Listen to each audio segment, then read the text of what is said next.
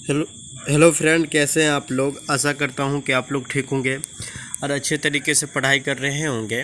मैं शम्स आपका अपना यूट्यूब चैनल इल्मिगा क्लासेस में स्वागत करता हूं। आज हम लोग इस वीडियो के माध्यम से बाल गोविंद भगत पाठ के जितने भी प्रश्न हैं उन प्रश्नों को हम देखेंगे। तो चलिए स्टार्ट करते हैं। देखिए, बाल गोविंद भगत। बाल गोविंद भगत चैप्टर के रचनाकार का अगर हम नाम जानना चाहते हैं तो ये राम वृक्ष बेनीपुरी जी हैं। ठीक, आपके पाठ में ये चौथा चैप्टर की बात की जाए तो चौथा चैप्टर है। चलिए इस वीडियो में हम सब्जेक्टिव प्रश्न देखेंगे। तो चलिए स्टार्ट करते हैं। देखिए, पहला प्रश्न है कि बाल गोविंद भगत गृहस्थ थे फिर भी उन्हें साधु क्यों कहा जाता था। तो इसका उत्तर सुन लीजिए। उत्तर, बाल गोविंद भगत गृहस्थ थे फिर भी उन्हें साधु इसीलिए कहा जाता था क्योंकि उनके आचरण शुद्ध साधु जैसा था। परिवार होते हुए भी वह साधु की सब परिभाषा में खरे उतरने वाले व्यक्ति थे।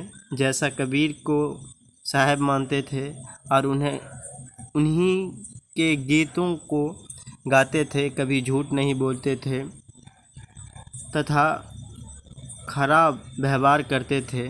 किसी से भी निसंकोच बिना लाज शर्म के दो टूक बात करते थे। इसी की चीज़ों, यहाँ पर किसी होगा, इसी नहीं होगा, सॉरी, यहाँ पर किसी होगा, किसी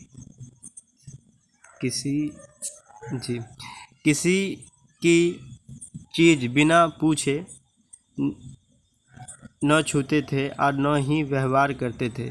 खेत में जो कुछ पैदा होता था उसे सिर पर लाद कर कबीर मठ में पहुंचा देते थे।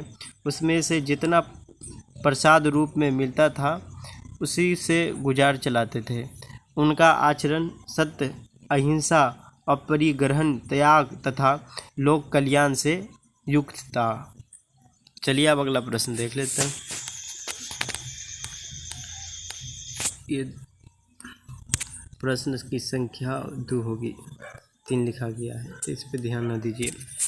प्रश्न, बाल गोविंद भगत का परिचय दें या बाल गोविंद भगत कौन है। ये दोनों प्रश्न एक ही है। या अगर इस तरीके से पूछ ले कि बाल गोविंद भगत का परिचय दें तो जो अभी हम बताने वाले हैं वही लिखिएगा, या बाल गोविंद भगत कौन है, ये दोनों प्रश्न पूछ सकते हैं। तो इसीलिए देख लीजिएगा। अब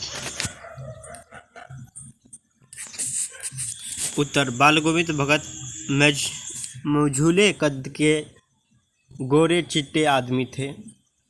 गृहस्थ होते हुए भी सच्चा साधु थे। बाल गोविंद भगत कबीर को साहब मानते थे। उन्हीं के गीतों को गाते, उन्हीं के आदर्श पर चलते थे, कभी झूठ नहीं बोलते, खरा व्यवहार रखते थे। वह हर वर्ष 30 कोस पैदल यात्रा कर गंगा स्नान करने जाते थे।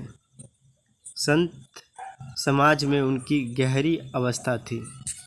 चलिए अब अगला प्रश्न देख लेते हैं। और ये प्रश्न शायद अंतिम भी होगा, मात्र हम 3 ही प्रश्न लिए इसमें।